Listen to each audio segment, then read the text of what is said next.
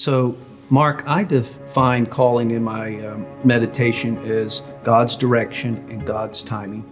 I think it'd be a benefit to all of us to hear your perspective on that. How do you explain it to young students whom you talk to all the time? Okay.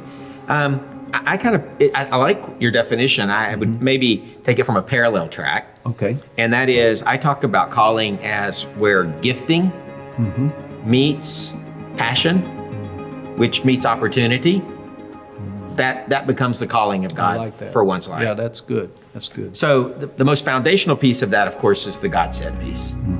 We're all responsible for hearing God's voice in our lives. I'll never give an account for God's voice to you, nor you to me. We have to position ourselves to hear from God. What does that word position mean to you?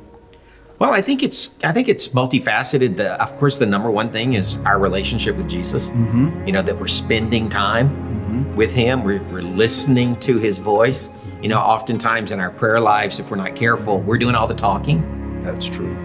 I think we need to learn to be quiet and to listen to what God says. We read the Bible and we reflect. Right. It wasn't written to us, but it was written for us. Right. So we listen to what God might be saying there. So that's the first piece. What is God calling me to do? Second, I think it's if I believe God's calling me to do this, then He's going to validate it in the voice of people who know me well. That's a good way to put that. I like that. That's very good. So if I feel like God's called me to become a missionary, there are going to be people in my life that know me well who are going to hear that and they're going to go, that makes sense. Yeah. And then the last one is the circumstantial piece. It's the open doors. So I felt like God said this to me. Those who know me well agreed. They felt like it was, important and that it was valid. That would even include like a missions organization that's believing in you and putting their stamp of approval on you, and you get your budget raised. Right. That's part of that circumstantial piece, because if you don't get your budget raised, guess what? Yeah, that's right. You're not going. You're right. And maybe you get your budget raised and you got all those other things in place, and then the last thing is you can't get a visa. Yeah. Does that mean that you didn't hear God's voice? I don't think so. I think part of that positioning ourselves is remaining flexible.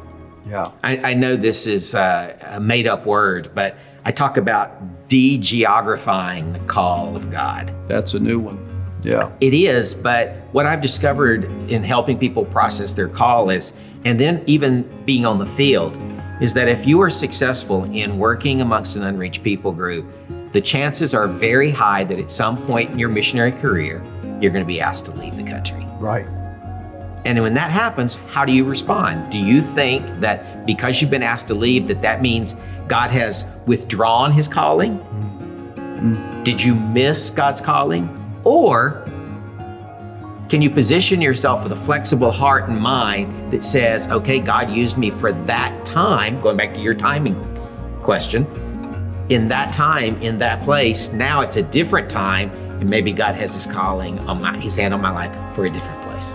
That's a good point to stop on right there, positioning ourselves to hear the call of God on our lives. Thank you, Mark. You bet.